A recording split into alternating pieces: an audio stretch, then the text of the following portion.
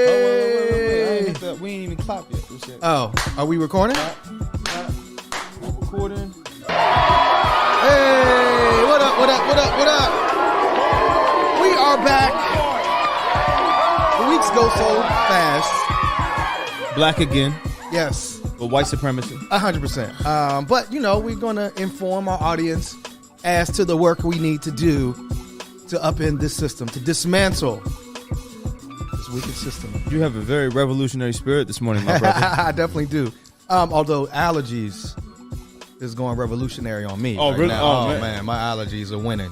Oh, damn. They're winning the battle. But allergies byproducts of white supremacy. I do believe so. No, because I had seen this thing about how they've taken trees out of black communities. Oh, so yeah. Oh, damn. See, white folks outside of taking us from their environment, so we needed to thrive. Come on, You know? and then give us white Kleenex as a balm.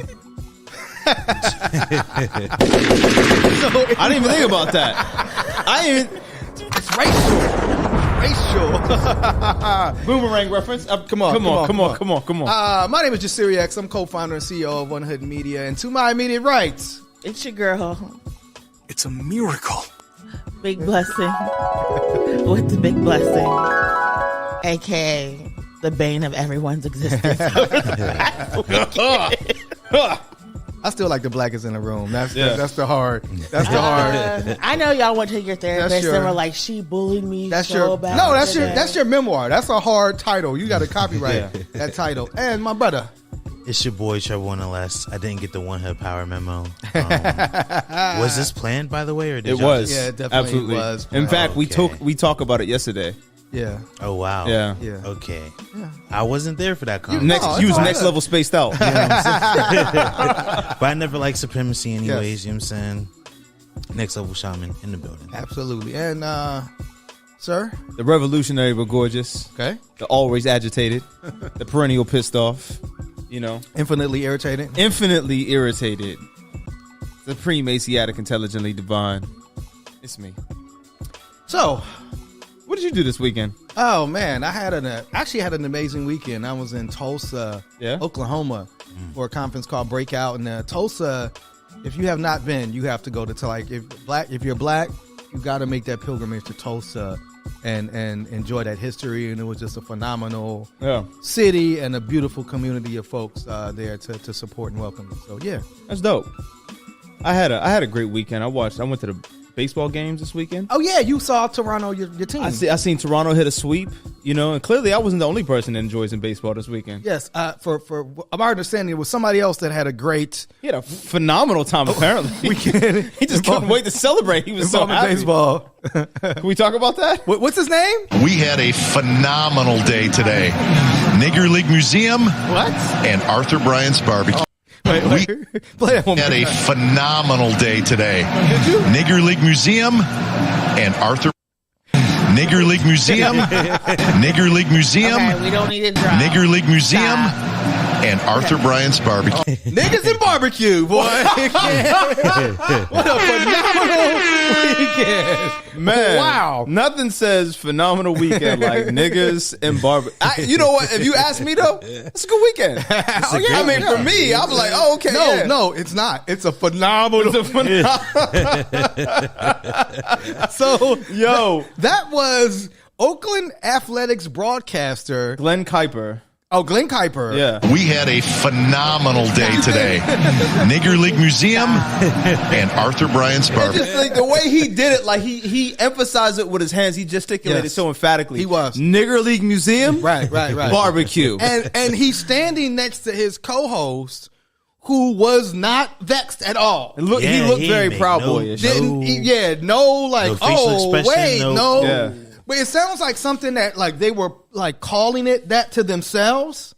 Hey, we're at the Nigger League Museum. Yeah, they said the quiet parts out loud. Right, and then you get on air and you said it all weekend, Right. and now you say it again. So Glenn Kuiper has been suspended Good. by NBC Sports California. It says in a statement, they said Kuiper will remain off the air until a review of what happened during Friday night's broadcast is completed.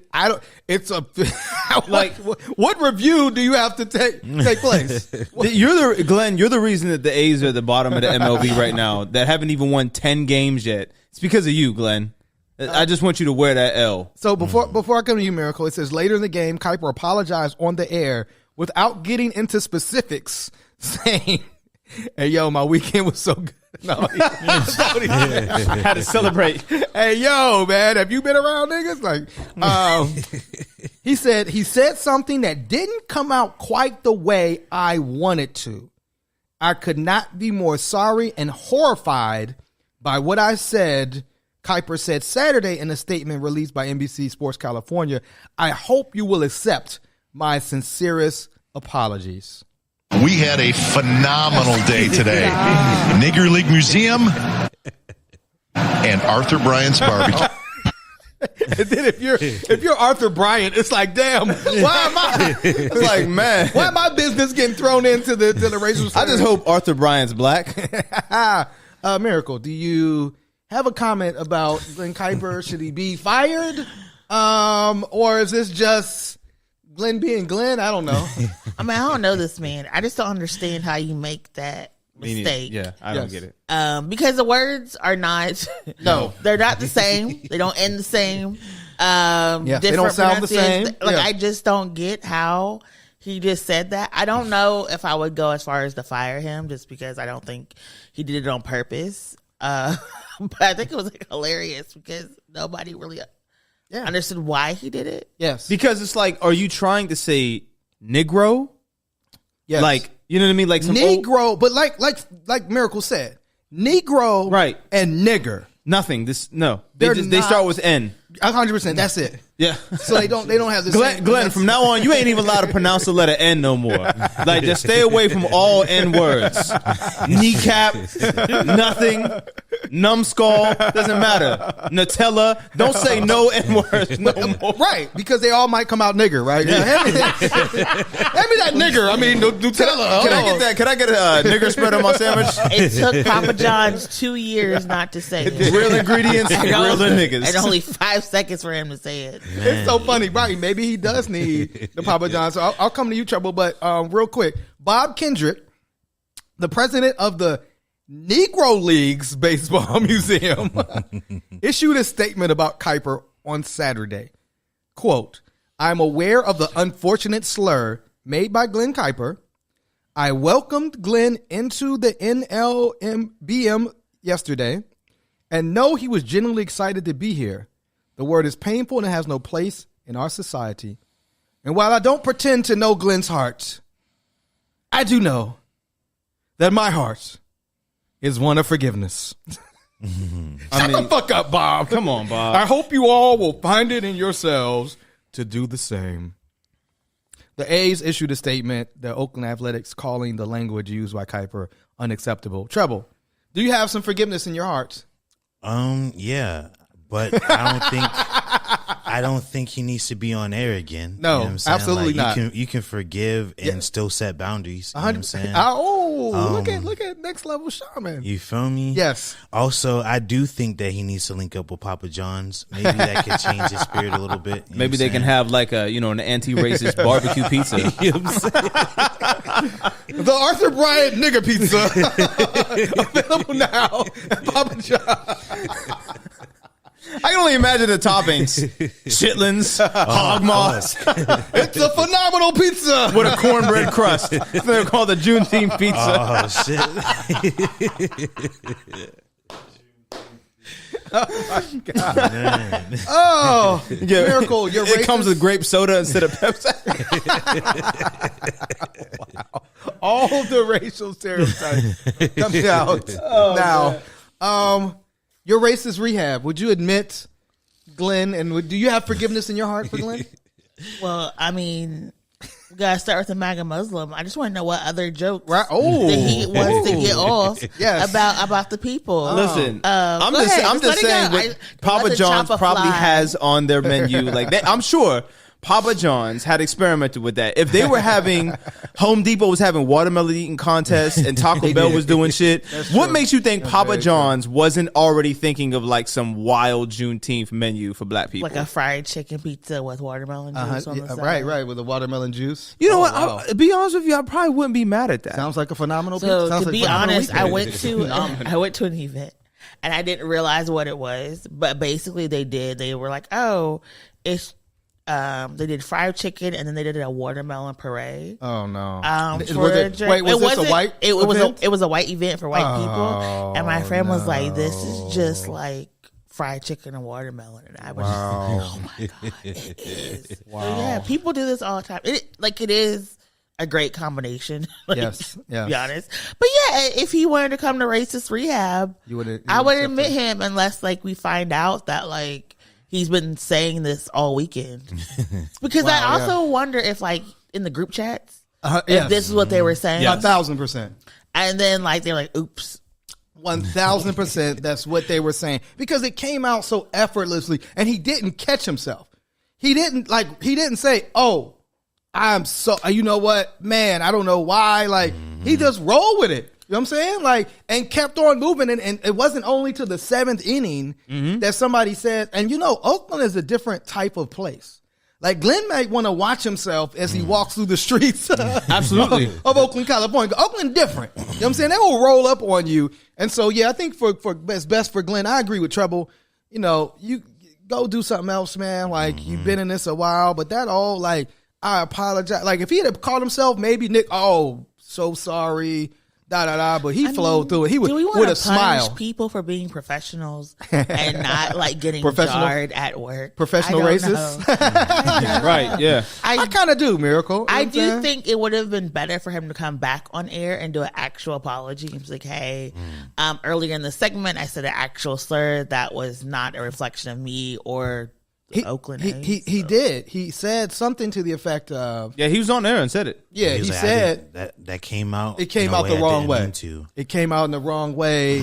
I didn't mean it to come out that way. No, it came out in the right way. No, I said a slur. Hard R. Like it came out. I should not have way. said it. Remember the guy that I guess he used a homophobic slur on the air, and he came back and he was like, "Yeah." This will probably be the last time. That was last season. Yep. And he was like, but he actually gave a more sincere apology. And like as he was giving an apology, somebody hit a home run, and so he kind of had to stop his apology. By the way, so and so hit a home run. But back to me, never being on the air again. So I think it's gonna be the same thing with Glenn. Like he didn't even give a good apology. Man, get him out of here. Get him out of here. I'm with that. So in other news, and there's been a lot, and there's a lot of news, like sometimes like we have one or two like really big topics, and other times we just got a series. Like a landslide, an avalanche of white supremacy. We have like a 3-page list of white supremacists. Literally. But I think it would be, we have to kind of start out with what we saw happen, unfortunately, again, on the New York subway, where we saw a black man who was suffering from mental illness, who was having a crisis, like so many people are across the country, dealing with mental health, dealing with issues, sometimes having a breakdown. But now for black people having a breakdown is different, right? We saw in Los Angeles, California earlier this year, a black man have a breakdown and was killed by Los Angeles Police Department. And so according to witnesses, you know, Jordan Neely did not touch anybody. So I think this is important. Absolutely. Because according to witnesses, he never put his hands on anybody. He was yelling about not having food, not having water. They said he took his jacket off and threw his jacket on the ground. And next thing you know, we see a video of a white man, a former Marine named Daniel Perry, with Jordan in a chokehold. People are saying to him, let him go. You know, you don't want to catch a murder beef, or was something that one person said. And then, according to the witnesses, he was choked for over 15 minutes. That's wild. And when he passed out, he was not able to be revived. And then Daniel Perry was just let go, not charged with anything, let on his way. So this is something that we've seen happen over and over. I mean, just as recently as when that old racist Eddie Munster looking dude shot Ralph Yarl off of his porch. Like Eddie Munster. Didn't he? Oh, he looked like Eddie Munster at 90, right? Yeah. He wasn't initially arrested. Police allowed him to go, and then it took all of this mass thing. We saw this in the case of Trayvon Martin. Yeah. When George Zimmerman was not immediately arrested. And we had to put this whole, big thing on. So again, we see like black life not being valued, this man being let go, and then now there's protests in New York City to arrest the man that choked Jordan Neely. Just any thoughts? Do you have any thoughts, Miracle? Particularly, you've been talking about particularly mental health around black men with your show Brunch with a Black Man. How are you looking at this situation? There's like so many layers to the situation. Yes.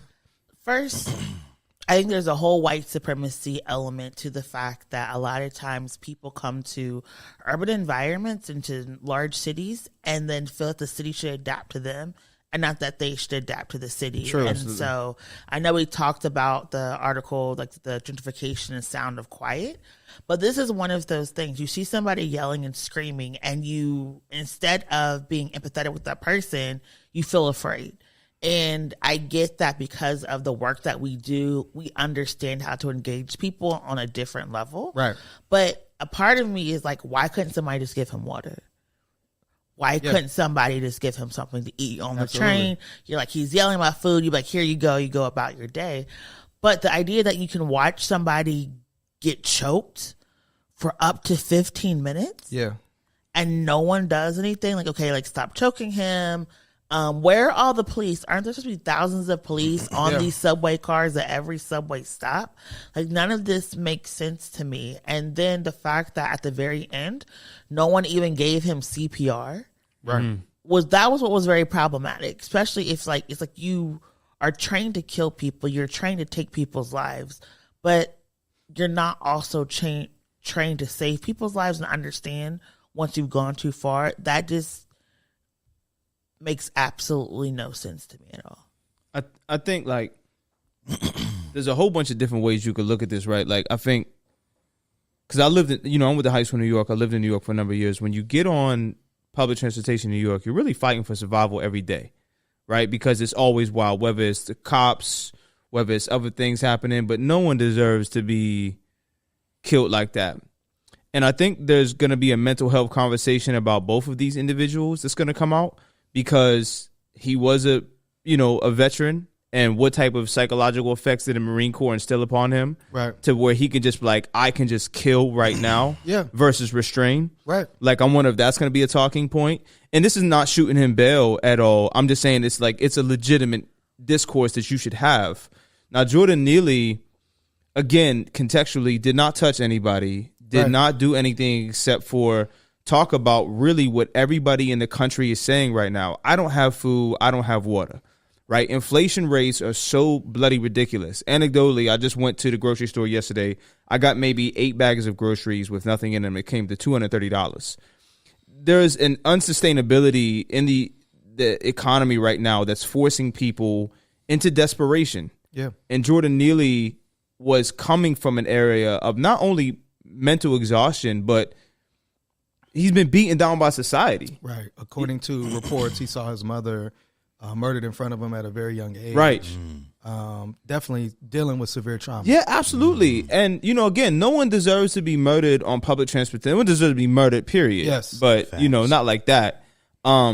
It becomes this situation, and then it's amplified by the tone-deaf response that hoe-ass Eric Adams, the mayor of New York City, has had. Right. Where he just said, like, today I rode the train in solidarity and in silence. It's like, that's not what people want. Like, yo, listen, that's like, incredible. It's like, just pretend I didn't even die on your watch. Like, why? Yeah, you know what I mean? It's just like, instead of doing something, you got on the train. It's like, what is that? You know what I mean? That's symbolism over substance bullshit that we talk about. That's painting Black Lives Matter on Pennsylvania Avenue. That's, all this, you know what I mean? That's all that shit. You're doing everything except for addressing the problem. And Eric Adams, being a former cop, and as you said in prior production, he's talking like this, like a cop would talk about it. Right. And it talked about, it said that Eric Adams actually presented his budget back in January reported at the time the proposed municipal workforce cuts for his already understaffed administration would mean that agencies like the Department of Transportation are far less capable of creating safer streets, and the Human Resources Administration is less able to provide food stamps quickly or find more permanent housing to get families out of the New York shelter system. So Eric Adams is on record as stating like, oh, we need more mental health. Like a lot of these politicians are talking about right now, but his budget, he's actually cutting mental health support. There's also something when you talked about, somebody posted a picture that I saw on Twitter where they showed a deli shop next to the Subway, and the sandwich was like $50. Oh shit! It was like one sandwich. It was like some crazy price. Well, where for was one it? sandwich? Some upper, I guess, Upper West Side shit, or something. Like lower, you know what I mean? But it was just a thing of like just showing how ridiculous. And then the last thing, and I'll come to you, Treble. There's a video in the video. Somebody transcribed what one of the witnesses said, and one of the witnesses said that he defecated. Talking about Jordan Neal, he defecated on himself. My wife is ex-military. You're going to kill him now. He defecated on himself. And the man holding him down says, that's old. That's old. The witness says, you sure that's old? My wife is ex-military. And another man said he's not squeezing him. And the witness says he's not squeezing him. If he defecates himself, that's it. All right. That's it. Yeah. Like he said, remember that you don't have to catch a murder charge. Can you hear me? So here's a witness, and I think I read, I don't know if this was the same witness, but there was a comment from one of the witnesses that says he like blames himself. Like, I should have stepped in. He felt that he should have did more than just this conversation. So, you know, how are you processing this, Trouble? So I've been having this conversation about architectural racism and how it affects us and how we interact with one another.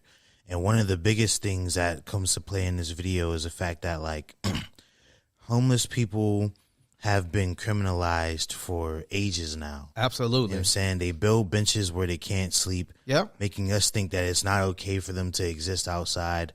Then you have places like McDonald's who almost every time I see them interact with a homeless person, it's like violent or angry. You know what I'm saying? Right. So then that makes people who don't question it think, oh, they don't belong in this space. So now you have this attitude that people operate homelessness with that's not inclusive, that's not compassionate, and leads to shit like this.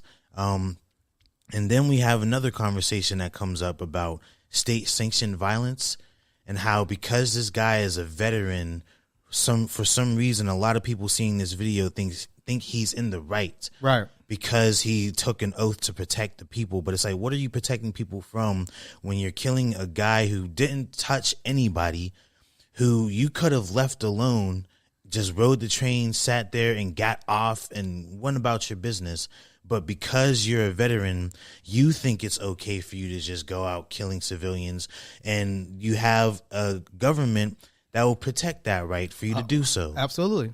So that's how I'm processing it. I mean, to the point where even kind of like you said, even the framing as ex-Marine is a frame meant to kind of give you humanize him. Yeah. Or like he served this country. He, you know, like he has a particular training, but in actuality, if you have that training, you should know. Facts. Instead of doing it should be the opposite, in the sense of, if you have this Marine training, you should know what you're doing can kill somebody. Just like if you're, as a police officer, to me, being a police officer means you should have more responsibility when it comes to the death of civilians, because you are trained, right? You should know your taser from your gun. You should know these things because you went through this training. You went through this academy, right? You should know these de-escalation techniques. And so it will be interesting to see what, like, you know, as of now, as of where we're talking, he has not been charged. There's been a lot of protests in New York City. There's a call for him to be charged with something. So there's a thinking like, will he be charged? If so, what? You know, it's always weird to me when they talk about an investigation when you have the same video we have, right? Yeah. We're watching the same thing. Like, so at what point? And I think to the point of, I think the city comptroller that Eric Adams was angry about really was just talking about like we can't have this vigilante city, and this thing of like but we do operate in the United States particularly with this idea that like homeless people, and it's increasing, right? That they're like an annoyance, like they're not people. I want to be in my city and not have to see. Can we do something where I don't have to see this homeless person all in my face? Like no one asked to be homeless. Well, I mean, I'm just saying, even if they did, right, they should still have the same rights and responsibilities and empathy and love as all of humanity. And if you can go to the damn dog place and rescue a dog and love on that and be all happy you rescued a dog, and then walk by another human being on the sidewalk as if that person isn't shit. That's, to me, that's a mental health piece that we need to deal with. You want to say something, Miracle? I think homelessness is a visual representation of our country's failures. Yes. And people have a visceral reaction to homelessness because it really proves everything that you've been taught about this country is a lie, right? You cannot say we're the best, greatest, whatever word you want to put, country in the world if we have so many of our people unhoused and who are hungry. And so I think that's also why people have almost a rage against not the problem of homelessness, but people who are experiencing homelessness. And what I'm very scared of, and I think it was the AP, it may have been the New York Times, but just said some people see the killing of Jordan as a defense against disorder. And what does that exactly mean? Because are you saying that homeless people deserve to be murdered? Or are you saying Black people who are experiencing mental health issues are just a threat as they are, and therefore that allows people to utilize self-defense protections when encountering Black people? And I'm very nervous because if we talk about, every 100 years the world repeats itself, I'm very nervous that we're giving people a reason and a legal argument to justify killing and hunting and murdering of Black people. 100%. It does feel like very surviving the game-ish. You know what I mean? Like, I know, like, and we have so many other things to talk about, but this is such a perplexing issue because, like, on one hand, when you're on public transportation anywhere in the country, specifically in New York, you mind your fucking business. Yeah. Like, that's the thing. It doesn't matter what's happening around you. You mind your business. But I think that goes to Miracle's first point. Right. About you coming into an environment that you're not familiar with. Where's Jordan Neely? Not Jordan Neely. Where's Penny from? West Islip, Long Island. Right. Like suburbs. A wealthy enclave in Long Island. And it's like, just like people moving in, and now it's like, hey, y'all playing y'all loud, nigger Puerto Rican music. And it's like, well, that's what we do in this neighborhood. Yeah. And it's like, you moved into here. Yeah. You have to adhere to the culture, not vice versa. Right. But I mean, that's a very white supremacist ideology, right? I'm here now. So therefore, all of you people have to adhere by my rules, not vice versa. And I think the flip of that, though, is that when you see things like that, as New Yorkers, you're like, I'm not getting involved. Yes. You know what I mean? Because like, if you take in the subway at any time in New York City, you've seen some wild shit. Yes. You've definitely seen some wild shit. You know what I mean? And then you mind your business. Yeah. But in a situation like that, where this is a heightened time of vigilance and visibility and emotions, and us as Black people constantly feel the scrutiny of this white supremacist society of capitalism every day, where was the camaraderie? Where was the recognition of this young kid humanity? Absolutely. That was having a life choked out of him on the F train, right? Yeah. And that I think that's the hardest thing for me to grapple with. It's just like, context aside, it's just this white man choking his Black man to death. Yeah, and then where was the police? Because remember, we already know. Man, come on. Now, if he'd have jumped the fucking turnstile, they probably would have beat the shit out of him. 1,000%, right. And remember, we're only a few months away from when the guy had the bombs in the subway. Yeah. And supposedly the response to that was going to be, we're going to put 4 times as many police officers inside of the subway. And it's like, there was no police response. There was, and so I think again, for Eric Adams to just ride the subway and his plan is to increase police budget, which he did by billions of dollars. That's his plan. You know what I'm saying? And so I do think that we have to look at also, like, when we talk about, we have an election coming up next week, the importance of elections, the importance of who you elect and that person's ideology, because it could bring us to the breaking point, which is where it looks like New York is right now. Miracle? I want to say something. I know a lot of people are not going to agree with it, because even if Jordan was yelling, screaming, breaking things and threatening people, he still did not deserve to be choked to death for 15 minutes, yes. right? And I think that de-escalation is so easy if you just care. Right. Yes. Because one thing, if he's yelling and screaming, you just move to the other side of the train. Yes. The other thing is you talk to him like, okay, you haven't eaten. What was the last time you ate? What kind of food do you like? Can I order something to you? Where are you going? Yes. Where do you like to go eat? All types of stuff you could have done. And that's one of the things that is really bothering me with the situation is we know that as summer gets here, the homeless population is going to skyrocket because all of the protections are going to go away. The judges are no longer going to say, oh, if I put you out on the street, it's going to be cold. They don't care. Right. It's summer. So we're going to see so many people outside right now. And I'm so nervous we have not even begun to even think about what the worst is or what the worst is going to look like. And I do want to say, like, Miracle is not talking in... she's not just making this up, right? No, not at all. We actually witnessed Miracle in the airport on our last trip. Man, yeah, let's talk about that. De-escalate an event where a man was had an incident with the police.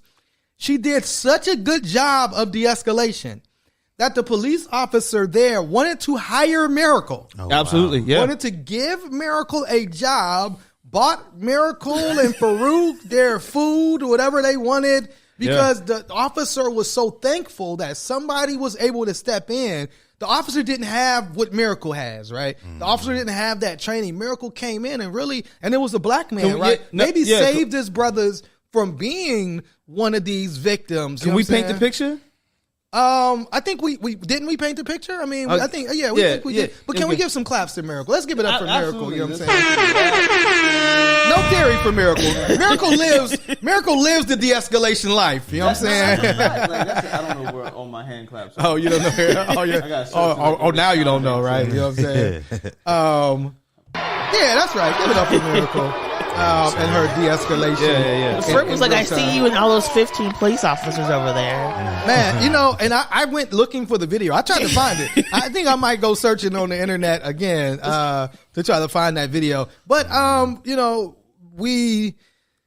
don't know if we thinking, is there maybe some semblance of justice in the fact that one of the things that also came out this week were 4 members of the Proud Boys were found guilty of seditious conspiracy and by a jury, and this is of course based upon their organizing violence around January 6th. According to what the document says, they were forcibly trying to prevent the peaceful transfer of power. What's interesting about seditious conspiracy is it's something, it says the law was enacted after the Civil War to arrest Southerners who might keep fighting the U.S. government. I mean, this is what they wanted. Yes. It says in order to win a seditious conspiracy case, prosecutors have to prove that 2 or more people conspired to, quote, overthrow or put down or destroy by force the U.S. government or bring war against it, or that they plotted to use force to oppose the authority of the government or to block the execution of a law. I'm curious as to why they all haven't been charged. And that was like, why, if you can apply this charge to 4 of them, why can't you apply it to all of them? You could apply it to all 80,000 of them people that were down there. I think Was it really 80K? I don't know. I think it was like maybe like 2 to 3. But I want them all charged. But go ahead, man. You really could. I mean, literally, conspiracy is the easiest thing to prove, particularly in RICO, particularly after the government trying to go after the mafia. I hate this nigga's facial hair, man. Who? Enrique Torrio. Yeah. I mean, He has a very punchable face. I again, not. The no mustache with a beard is a wild. Like, yeah, man. That It's wolf pussy also- he got, man. It's The just like- what? Wait, I'm pretty sure that Excuse me? no. What I Excuse was me, going sir? to say that you can 2 or more people in agreement. They There were it in is. agreement. There should I am the one person who says there should be a Yes. gang indictment Yes. for all of these people. They were with enhancements. With Yes. enhancements. they were there, same slogans, same uniform, Come on. same community, Yes. same ideology. Absolutely. Where is my gang enhancement for these folks? and They're in literal organizations. They have tattoos of their organization Absolutely. affiliation. Where is my gang Similar enhancement? dress. they're wearing matching, right? They're wearing Yeah. matching stuff. You actually said that. I went back and watched. You said that the day we were live recording the show. Yep. On January 6th, and you said that then, Miracle, that they all should be charged with conspiracy then. And so it does. I mean, it's like, okay, 4 of them were charged, including, and it also, when you look at Enrique, you realize that like you can be a brown person and be somebody that upholds and administers white supremacist ideology, right? So that idea of like, oh, well, he's Latino, like, no, he's still a white supremacist, period, end of story. But again, it is something where it's like only 4, and I guess they did prosecute other seditious conspiracy cases so far. I think some of the Oath Keepers also were charged with seditious conspiracy as well. But it's also fascinating to see these Republicans stand with them. Yeah. And not be called traitors. Remember, it was called legitimate political discourse. It was called that. Wow. But when you watch some of these videos, it's like they were beating these police officers. Yes. They killed one. They were Yes. they were destroying this property. They bought. I don't even know what the tools are that you use to scale government buildings. Right, but they had them. But they had Claws, they had the middle them things claws, they out. was getting their climb on. They were ready, and I'm Yes. just like, this is just mind-boggling. But to answer your question, they picked the people who they deemed like the most aggressive, Yes. and the most active, and prosecuted them based on the surveillance that they had. They could have done a whole lot more. And I know a lot of these people are from Pennsylvania, but it's just like, bruh, like, no, like, I'm not a prosecutor and I do try to be an abolitionist, but like my thing is, if you're going to use the law to prosecute people, you need to use the fullest extent of the law. There's there's no assault and battery. There's like, I want all of the things. Yeah, like how you do it for us. Like, I think Trump also needs to be looked at in this because 1,000%. he's the one who called the shot. He's the You ringleader. know what I'm saying? He is literally like Nino Brown. You know what I'm saying? Facts. Like he's the one that put it all not together. Nino. Yes. and he's trying to blame somebody else, right? It was that Pence guy. You know what I'm Yeah, saying? man. Like, and It was the well-educated brother from the bank. I'm so mad that they did not let him go down to the Capitol. Oh, yes. I wanted to see that visual. Well, we might have a visual you can see a little bit later on as our white pages. But yeah, and you had mentioned it. The harshest sentence so far was somebody from Uniontown. I think PA? Yes, which Yo, is I an got hour. family in Yeah, Uniontown. an hour outside of Pittsburgh. He got. he's from 14 Kentucky, but years. living in Uniontown. Okay, he's from Interesting. Kentucky, Yeah. living in Uniontown. Pennsylvania still the same. Yep, Yeah, come on, there you go, there you go. And he was charged. His name is Peter Schwartz. He was a felon with 38 prior convictions, 14 years in federal prison for attacking police. They described him. About it. They described him as one of the most violent and aggressive participants. But again, 14 years for attacking police. We saw in Pittsburgh the attempt to give a man 20 years for yelling at a police dog. Who was the man who spit at the cop and got 60 years? 70. 70 years. 70 for spitting at a years. cop. Yes. We just saw this take place literally 3 weeks ago. A man got 70 years for spitting at. It didn't even hit the cop. Yeah, just spit at him. Spit at the cop, and yet 14 years violently attacked and beat officer only 14 years is crazy. That is you wild. cannot tell me that this is, and that the guy got 38 previous convictions. I mean, what a thug. Yeah, right. You know What I'm a saying? thug, man. 38 prior convictions, and he still only got 14 years for beating cops? Are you out of your mind? This is insane, man. Yo, that's what 38, man. This is crazy. This is super crazy. Well, speaking How old of, was he? Old enough to know better. I'm just saying, like, So look, well, you had mentioned Treble, the ringleader, right? The head honcho. Fuck Donald Trump. Fuck Donald Trump. Well, Donald Trump got, he has 34 felonies charges, but he got mad charges, charges in New York, charges in Georgia, federal charges. They're still looking into this. Are his charges, can I get a drum roll? Trumped up charges?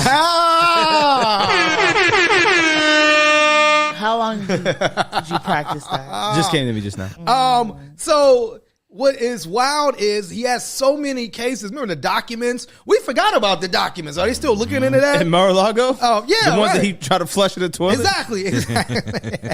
But he's also being accused of rape. And in this case where he's being accused of rape, he was deposed. And some of the video of his deposition came out, and they asked Trump the question, right? Because right before the election, if you all remember in 2016, a tape came out where Trump was talking about how he personally approaches women. I just grab them and kiss them. I just grab them by the genital. So of course, like, he's telling you, I sexually assault women. And I could get away with it because I'm Donald Trump and a star. This is what Donald Trump actually said publicly and then was still elected president. I argue that's what got him elected president. This is crazy. So in this deposition, I guess he's talking about these statements. But for those who don't know, a deposition is when you are in civil trial and the opposing side gets to ask you questions. Okay, thank you for saying that. Today, you at least know that she's a plaintiff in a case suing you. Oh, yes, that I know. Okay. But I know nothing about her. I think she's sick, mentally sick. Okay. You say in this post, use a strange word, which I want to ask you about. You say she completely made up a story that I met her at the doors of this crowded New York City department store and within minutes swooned her. Do you see that? Swooned. What does swoon for me? That would be a word, maybe accurate or not, having to do with talking to her and talking to her to do an act that she said happened, which didn't happen. Accurate and it's or a not? nicer word than the word that starts with an F. And Again, this has become very famous in this video. I just start kissing them. It's like a magnet. Just kiss. I don't even wait. And when you're a star, they let you do it. You can do anything. Grab them by the pussy. You can do anything. That's what you said, correct? well, historically, that's true with stars. It's true with stars that they can grab women by the pussy. Well, that's what it's. If you look over the last million years, I guess that's been largely true. Not always, but largely true.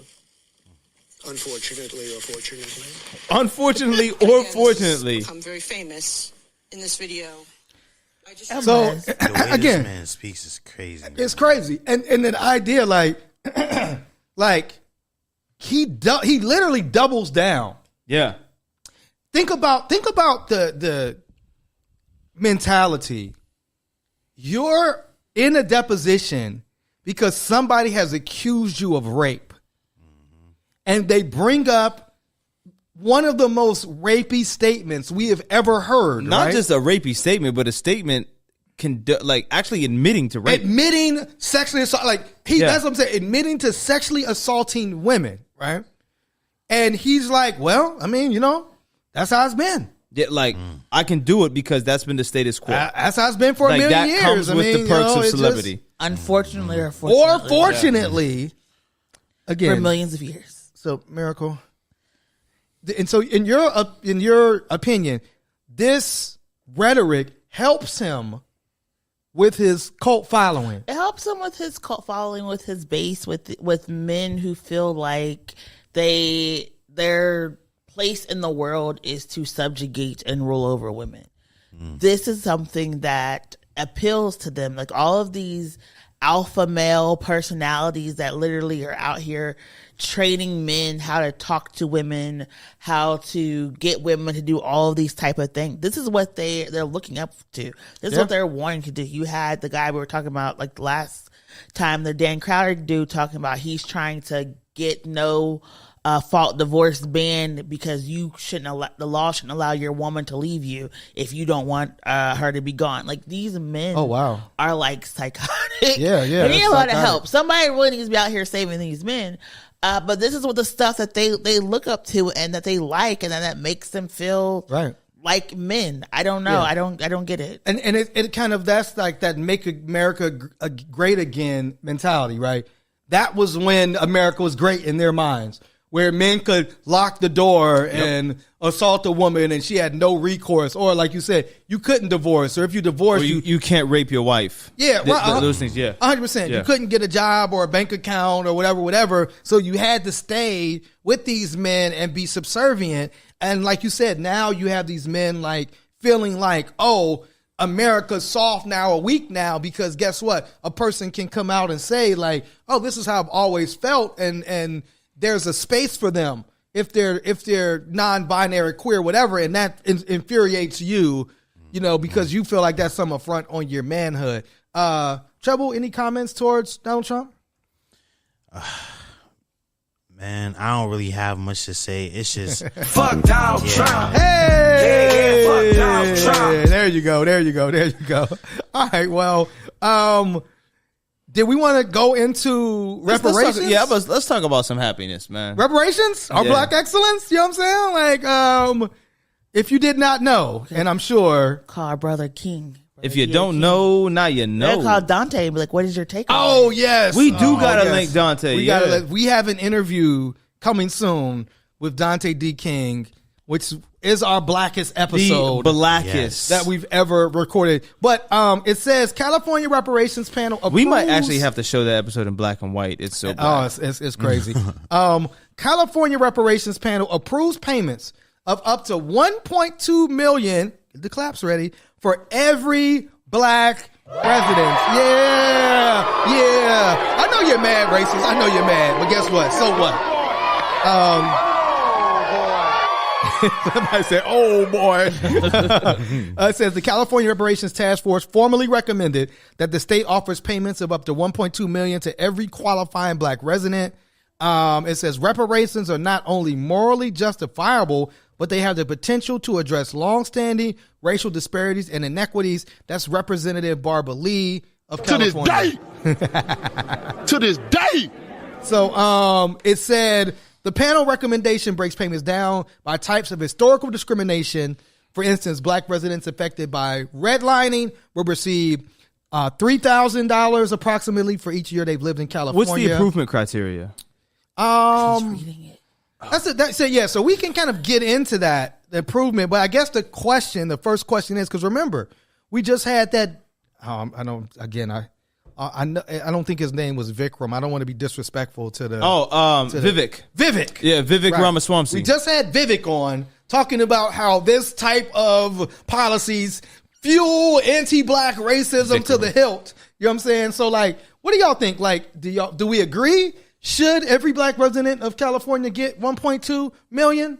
So it says here that $1.2 million is a calculation of a hypothetical of a 71-year-old who's lived there his entire life, could receive up to $1.2 million based on these payments. In my world, Trouble, we all getting 1.2. We all going to the Lexus Cadillac dealership. I don't know. I still think that they're lowballing. I agree. Come on, Trouble. Like, cost of living in California, like, and this is what we were talking about with the brother Dante. Like, yes. $1.2 million in California, while $1.2 million sounds like a lot of money, yes, when you factor in your cost of living, yes, you know, it's not that much. And then also when you look in relation, like, is this money taxed? Mm-hmm. True. Is it taxed? Yes. What are the payment release methods? Right. You know what I mean? Are they going to give you a lump sum? Do you like qualify for something? Are there any contingencies to like, okay, you can't have a criminal record. Yeah. You can't have any marijuana convictions. You can't, right? Like, are you in good standing with your taxes in the IRS? Are you like all these parameters? Do they become attached? Are there caveats? Right. Right. Do you owe, like, if you owe child support, right, is now your whole reparations comes going back to those that need it. But to Trouble's point, and I didn't mean to cut your point out. You did say, I'm sorry. He said a black Californian who's 71 years old and has lived in California his whole life could receive up to 1.2. So it's not really 1.2 for every resident. That's the cap. Yeah, that's like the high, like that would be like the most somebody probably would receive. It sounds like, but if you did indeed get this 1.2 million, yes, it sounds like you could probably have a phenomenal weekend. We had a phenomenal day today. Nigger League Museum. Stop it right now. And Arthur Bryant's Barbecue. I wonder if that's how they're going to spend their money. Hey, what you want to go? What you want to do with your 1.2 million? Let's go to the Nigger League Museum and get us some barbecue. But to Trouble's point, and I'm gonna come to you, Miracle. To Trouble's point, right now. Somebody said, and who is this? This is somebody. Oh, an activist identified as Reverend Tony Pierce, right? He said, you know that the numbers should be equivocal to what an acre was back then. We were supposed to get 40 acres and a mule, right? Mm-hmm. He said, you know what the number is? He says, so equivocal number from 1860s for 40 acres to today is $200 million for each and every African American. Talk your talk, Reverend Pierce. Come on, man. To this day. 200 million. 200 million to each one of us. But meanwhile, black farmers still can't get their funding. 1,000%. Man, come on. Absolutely ridiculous. I think reparations is always good because like you need to pay what you owe to people and like how you've harmed people. Yes. But again, there is going to be, as always, a white lash for people who don't understand they have already benefited from reparations. Absolutely. And I think that the California Council Task Force should also talk about all the other points in time where people have gotten reparations, and we need to start doing that a lot more. Yeah. With the narrative building and point out like this is when your community had it. This is how we've paid it before, and just like really, really push. Right. Especially since they want us to go for Uncle Joe Biden. Yes. They really need to be out here pushing narratives. 1,000%. But you're right. That's something that like that's what if Biden promised reparations? Would that get him reelected? I mean, student loan. If Biden would cancel student loan debt. He hasn't really delivered on the promises from 4 years ago. So, I mean, he could say anything, and I think, like, he'll look at... And again, it's really, Biden and, some polls came out that said Biden's numbers were, comparative to Trump, like, right now. But, like, Biden has he can wait as these Republicans just continue to do more and more and more BS. Ron DeSantis is in some ideological war with Disney, and you know what I'm saying? I mean, so like I think he can just sit back and wait and kind of watch them kind of devour one another or do ridiculous things or, maybe even go to jail. Wasn't The Rock at one point going to run as a Republican? Yes. Where is The Rock? Like, I would rather have a Rock Republican presidency 1,000% than anything we have right now. And to his credit, Rock, is a self-made person. Yes. Has ran businesses. Absolutely. Has done a lot of stuff in criminal he's justice. the largest star on the planet. He's done criminal justice reform. Yeah. He's done mental health support. Not saying that I would quit here and go work on his campaign to get him elected. Yes. But I'm just saying, if he were to run for president, now they had a little Kanye for president people in Kentucky, that would be me. Like a Rock Johnson for president. Yeah. That's a good name though. And here, what? What's the good name? What's the good name? She said it, not me. hate you so much. That's actually my father's name. What? Rock Johnson? Yes. Rock Johnson. Rocky. Yeah. Rock. Yeah. Oh. Yeah. Oh, okay. I get it now. Rock. Is Rock Johnson a good name, sir? That's my dad. You know what? Take back everything. Just cut the whole segment out. This is what DeSantis is doing. He's preventing. That was his dad's name. Was Rocky He's preventing Johnson, Chinese people from buying land in Florida. I mean, it not only really? is like they actually passed the bill. They passed the bill. He signed the bill. I'm gonna do it. I just can't believe they actually passed that fucking bill. But it's deeper than that. It's countries of concern from buying land property in Florida. Basically, it says lawmakers passed the measures targeting foreign countries of concern: China, Cuba, Iran, North Korea, Russia, Syria, and Venezuela from buying land. But like Chinese citizens and Chinese American citizens know. I mean, they're I guess because of Hugo Chavez was against the United States. Yeah. But like the China, and it supposedly applies to people that aren't citizens of this country, right? But like we know, like Chinese citizens understand that all this is going to do is prevent people from selling to them. Yeah. These racists ain't looking at your paper and, oh, I'm a citizen. Well, you're a citizen. Well, how do you know you're not buying this for the Chinese government? How do I know, you know? And that's where it goes. And so it's just something to give racists more meat to support. Y'all are so immature. It's him. So immature. It's him. And this is the thing. I said racist more meat. Why would your mind go to something sexual? Why wouldn't it go to a cheeseburger? Right. Why couldn't the racists be eating Five Guys? I'm starting to think maybe he's the next level sus. You didn't catch that? The racist eating Five Guys? You didn't have something to say about that either? Why does his mind go there? So it is wild to see when he's still happy.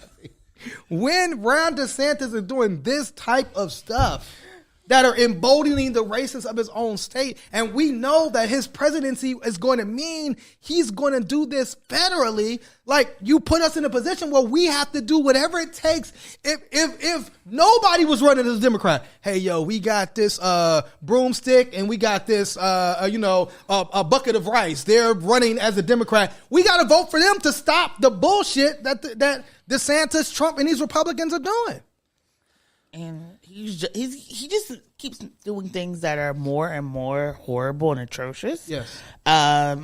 With this bill targeting people from areas of concern, they also have this anti-immigration bill that literally you can risk going to jail, losing your license if somebody in your family or circle is undocumented. Yeah. Not only that, if somebody in your church is undocumented, you can risk some of your licensure. Absolutely. It is creating this whole fascist state where you have to now report your family, friends, and loved ones, or risk your house, your car, your job.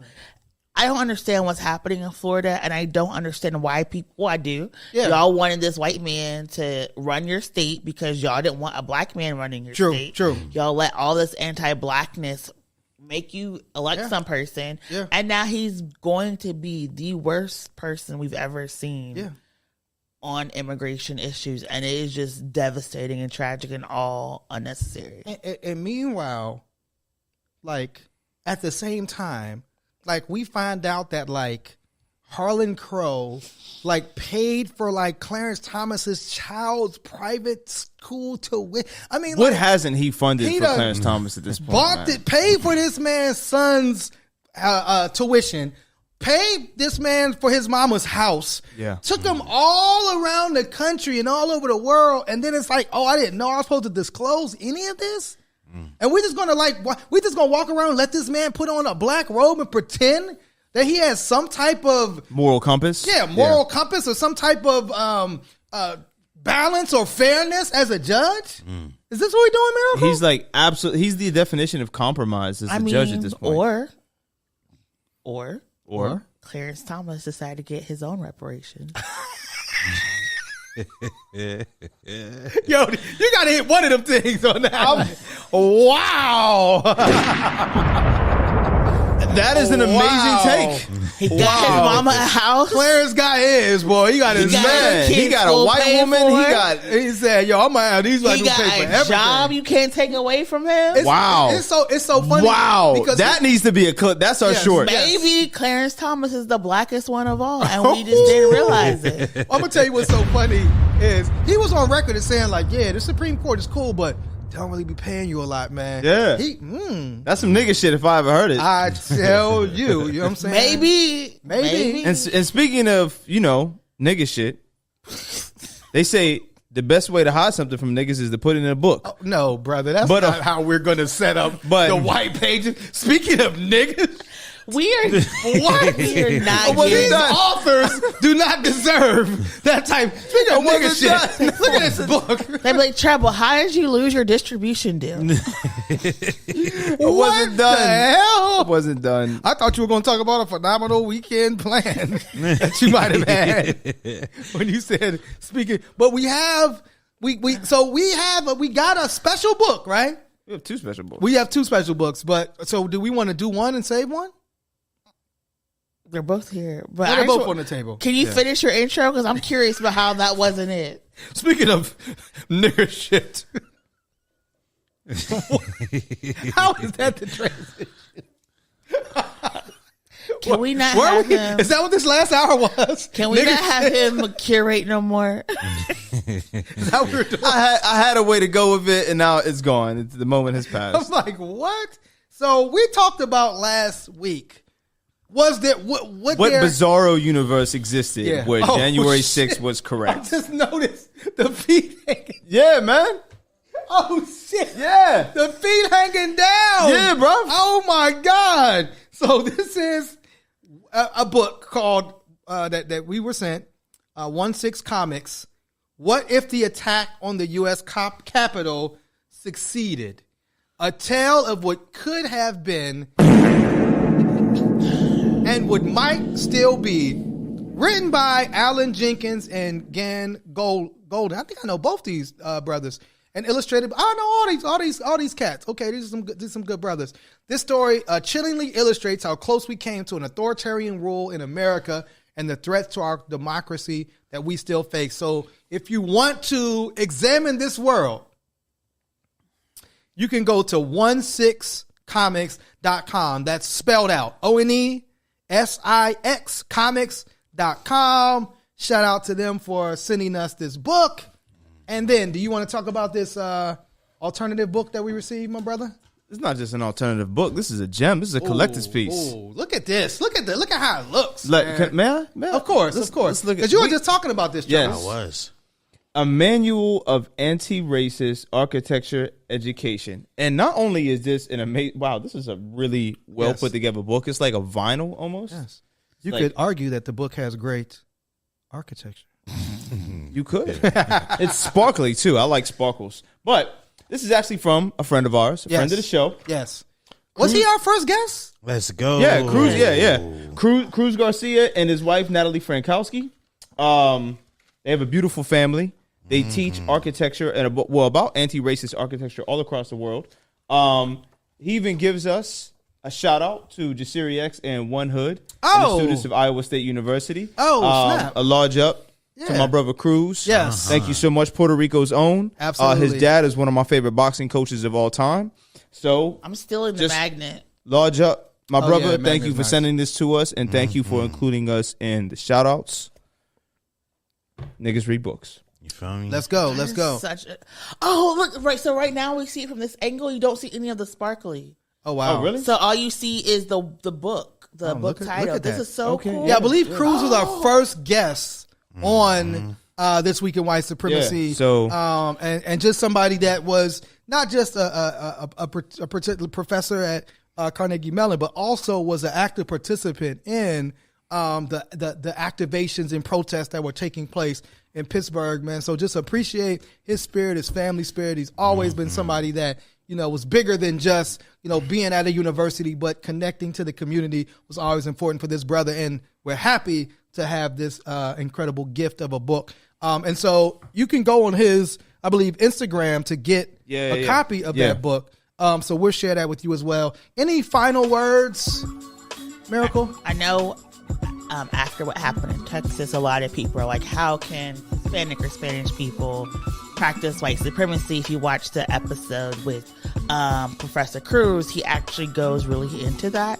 So I would really say go back on our YouTube or Facebook page and watch that episode and to learn just how this world could do better and be better. Absolutely. And by the time you will see this next, or actually by the time we record next week, it will actually be election day. We have a very important election here in the city of Pittsburgh. Our primary is Tuesday, May 16th, which is why we have our One Hood Power gear on, right? Yeah. We want you all to exercise your power. Vote for the politicians and the individuals that are going to best serve your community and distribute and supply and pass progressive legislation that hopefully will benefit all of us collectively. So if you're in Pittsburgh, Allegheny County area, May 16th, I think Pennsylvania as a whole is May 16th. So in Philly as well, vote for your own community conditions to be improved, but make sure you exercise your power and vote. Any last words? Yes. Even though I don't have One Hood Power gear on, yes, I am here to say reject subservience. Utilize your political power. Absolutely. And you're curating in Pittsburgh a powerful show this Saturday. This Saturday at Petonkatonk. You can catch One Hood Media. I was advised not to tell you what time, just so you can enjoy the entire show. But make sure you come, stay as long as you want, and catch a super dope show. Absolutely. Should I do it? You should. I'm gonna do it. Let's get out of here, man. I don't want that associated with One Hood anymore. I know, but it's also love and support. Prayers go out to our 1PA family. I know it's been difficult past like 24 hours, but you know, you are not alone. As organizers, we got each other's back and we support each other. So love and prayers to you all, and just know, get ready to vote. It's going to be fun. Yeah, a fun week. Hopefully, you know. Yes, Tuesday to be all over. Hopefully Tuesday. Yes, and we will move on to a new and better world post Tuesday. Any last comments, my brother? Let's get out of here, man. All right. So with that being said, we will see y'all next week. This week in White Supremacy, y'all. Peace. One Hood.